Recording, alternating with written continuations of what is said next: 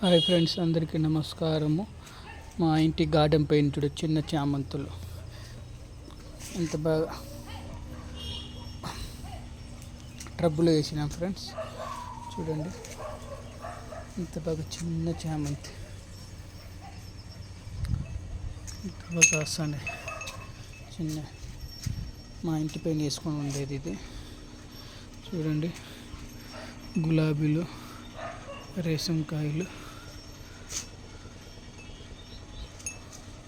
చిన్న చామంతులు, colour blue అన్ని క్యాప్స్, చామంతులు అన్నీ బ్లూ చామంతులు. చూడండి ఫ్రెండ్స్, ఇదంతా వేసిన ట్రబ్బులో పైన గార్డెన్లో వేసిన. చూడండి,